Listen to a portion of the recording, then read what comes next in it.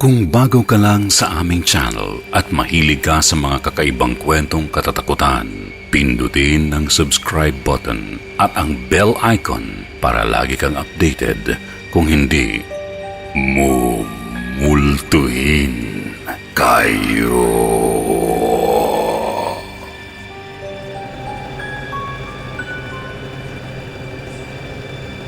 Kwentong Takip Silim. Mapaglarong manggagaya. A Doppelganger Story. Dear Sir Jupiter, ako po pala si Shay. Ang kwentong ito ay kinuwento lamang sa akin. Ito ay hango sa tunay na karanasan ni na Papa at Tito. Isang hapon ay magkasama sina Papa at Tito noon sa bahay namin. Naghahanda di umano sila papunta sa kabilang bahay, sa bahay ng mga tito at tita ko. Sa pagkakaalam ni Papa ay dalawa na lamang sila ni Tito Dennis na natira sa bahay dahil nasa kabilang bahay na ang iba pa niyang mga kapatid. Mahal na araw noon at mayroon ding pabasa kaya naman halos sabay-sabay silang nang tungo roon. Palabas na sila ng pinto nang may narinig silang sumisitsit. Nagkatinginan sina Papa at Tito at nakaramdam sila ng kakaibang takot. Nabawi lamang ang takot nila nang makita nilang pababa sa hagdan ng kanilang bahay si Tita Elo. Bagaman nagtaka sila, minabuti na lamang nilang hintayin si Tita na noon ay dumiretso sa CR. Dumating sa punto na kinailangan ng sumigaw si Papa. Sinabi niya kay Tita Elo na bilisan niya raw para sabay-sabay na silang magtungo sa kabilang bahay. Hindi raw sumasagot si Tita. Hindi siya nagsasalita. Kapwa nakaupo sina Tito at Papa sa sofa ng mga oras na iyon. Laking gulat nila nang may biglang pumasok sa loob ng bahay. Patakbong napalabas sila sa bahay nang makita kung sino ang pumasok. Walang iba kundi si Tita Elo. Pinapagalitan daw sila ni Tita dahil matagal na raw nilang hinihintay sina Papa at Tito sa kabilang bahay sapagkat sila na lamang ang wala roon. Labis na nagtaka si Tita Elo nang mapansin niya na tahimik lamang na naglakad sina Papa at Tito Dennis. May kaingayan daw kasi si Papa simula noong bata pa sila, kaya naman sadyang katakataka na hindi ito nagsasalita ng mga oras na iyon. Nang makarating na sila sa kabilang bahay, doon pa lamang daw nakaramdam ng kapanatagan sina Papa at Tito. Nakahinga na sila ng maluwang habang iniisip pa rin ang kakaibang nangyari sa kanilang bahay. Minabuti nilang huwag muna raw sabihin yun sa kahit na sino. Akala nila ay sila lamang ang nakaranas noon, subalit naranasan din pala iyon ni Tita Elo. Naghuhugas daw noon ng pinggan si Tita Elo nang bigla na lamang daw may naglapag ng baso sa gilid ng lababo. Nang tingnan daw yun ni Tita, nakita niyang si Papa pala yun. Hinayaan na lamang siya ni Tita, subalit sinabihan niya muna ito na matulog na lamang. Hindi raw sumagot si Papa, kaya naman ipinagkibit balikat na lamang iyon ni Tita. Katatapos lang daw maghugas ng pinggan ni Tita Elo nang mayroong biglang nagsalita mula sa kanyang likuran. Ate Elo, may ulam pa ba? Hindi pa kasi ako kumain eh. Kararating ko lang. Nag-review pa kasi kami nila Tonton sa bahay nila. Namuo ang malamig na pawis sa noo ni Tita. Napatingin siya sa hagdan kung saan dumaan ang lalaking kausap pa lamang niya. Ang hagdan patungo sa silid nila. Namutla raw si Tita ng mga oras na iyon, lalo na nang muling magsalita si Papa. Nakita mo rin ba, ate? ani Papa. Napatingin daw si tita kay Papa. Hindi umano sila nakatulog hanggat hindi dumating si Lolo. Napagkwentuhan nilang magkakapatid ang tungkol sa bagay na iyon. Doon na nalaman ni Papa na hindi lamang sila ni Tito Dennis at Tita Elo ang nakaranas noon. Halos pala silang lahat ay naranasan iyon, maging sina Lolo at Lola. Kaya naman ang ginawa na lamang ni Lolo ay nagsaboy ng asin at nagsindi ng insenso sa buong kabahayan para daw mawala yung mga negative energy na naninirahan sa bahay namin. Ayon sa lolo ko, panahon pa ng hapon nang itayo ang bahay nilang iyon. Inayos lamang nila upang matirahan. Natapos din naman ang mga ganoong pangyayari ng mga panahong iyon.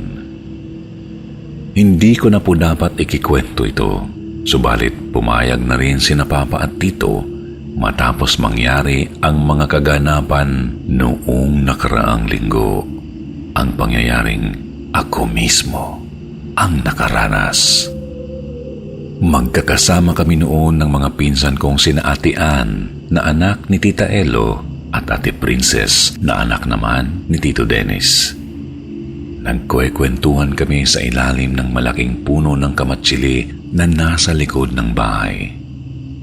Nakita ng dalawang mata ko na dumaan si Ate Princess sa may pinto. Nanlamig ang buong kong katawan dahil sa takot. Imposibleng makadaan doon si Ate Princess sapagkat katabi namin siya ng mga oras na yaon at kausap pa namin siya ni Ate Ann. Napatingin ako sa kanilang dalawa. Sa palagay ko ay hindi nila nakita ang kung anuman ang nakita ko. Sigurado ako na si Ate Princess yun. Magkapareho sila. Yung suot nilang damit, haba ng buhok, height at maging ng hubog ng katawan. Hindi ako maaaring magkamali dahil madali kong makikilala si Ate Princess dahil may kaliitan siya. Ilang segundo lang matapos kong makita yung kamukha ni Ate Princess, nagyaya nang pumasok si Ate Ann sa loob ng bahay. Pinigilan ko sila noon. Sinabi ko na lang na pinapapunta kami ni Tita Faith sa bahay nila Kuya Jericho. Naisip ko na doon muna kami dahil hindi ko alam ang mangyayari kapag nagkita sa loob ng bahay namin si Ate Princess at ang kanyang doppelganger. Agad naman silang pumayag. Pinatagal ko ang pakikipag-usap kay Kuya Jericho. Halos mag-iisang oras na nang magyaya akong umuwi. Sa mga oras na iyon ay hindi ko pa rin sinasabi sa kanila yung nakita ko. Nang makarating kami sa bahay, ay agad kaming kinausap ni Tito Dennis. Tinanong niya kami kung saan kami galing. Agad naman akong sumagot na kina Kuya Jericho kami nanggaling. Dahil nakasuot naman kami ng face mask, kaya hindi nila kami pinanggalitan. Biglang nagsalita si Tita Elo na siyang ikinagulat ni Ate Princess. Hoy, ikaw Princess, inutusan kita kanina na puntahan kina Jericho si Ann para tawagin dahil kakain na tayo. Tapos nagtagal ka ng isang oras doon. Tita, hindi niyo po ako inutusan. Kanina pa po kami magkakasama nila Shay. Sa may kamatsili pa po ang huling kita ko sa'yo. Gulat na sambit ni Ate Princess. Nanahimik ang lahat matapos sabihin yun ni ate. Pinapasok na nila kami sa mga kwarto namin. Hindi na rin nagsalita si Tita Elo, ngunit nakita ko ang bakas ng kaba sa kanilang mukha. Nang makapasok ako sa kwarto, may naamoy akong kandila. Pagkatapos ay agad din kaming pinalabas nila Ate Ann at Ate Princess sa mga kwarto namin. Kaya pala nangangamoy kandila ay may hawak na kandila si Tita Elo. Pinagmasdan ko ang mga ginagawa nila. Tahimik lamang ako noon katulad ng iba ko pang mga pinsan. Nagsaboy ng asin si Tita. Parang may inuusal din siya noon dahil bagyang bumubuka ang bibig niya. Marahil ay nagdarasal siya. Meron siyang pinasuot na rosaryo kay Ate Princess.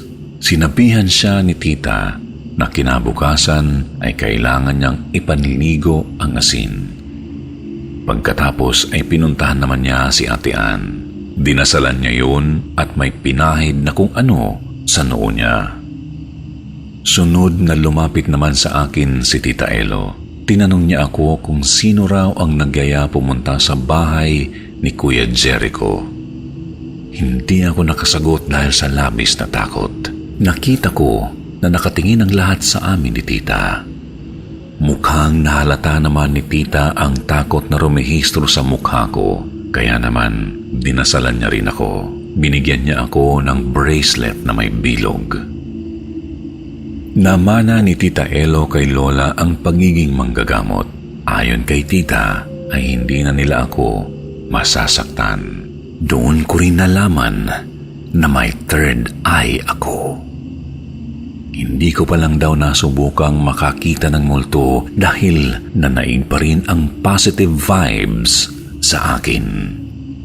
Pagkatapos ng mga pangyayari, napag-usapan namin nila tita ang nangyari ng araw ng Lunes. Tinanong muli nila ako kung bakit nagyaya akong pumunta kina Kuya Jericho. Doon ko na sinabi na nakita ko ang doppelganger ni Ate Princess. Dumaan iyon sa may pinto. Sinabi ko na hindi ko alam ang posibleng mangyayari kung sakaling magkita sila ng kanyang doppelganger. Nakita kong nagulat si Ate Ann at Ate Princess sa mga sinabi ko. Buti na lang at naisip mo yun. Kung hindi ay baka ibang princess na ang kasama natin dito. Umiiyak na sambit ng kanyang mama. Mahirap man paniwalaan, subalit yun ang tunay na nangyari. Sa ngayon ay wala naman ng kakaibang nangyayari sa bahay. Masaya ako, subalit ikinababahala ko lamang ay ang katotohanang nakabukas ang third eye ko. Baka malaman ng mga nilalang na iyon na nakikita ko ang kanilang mga anino.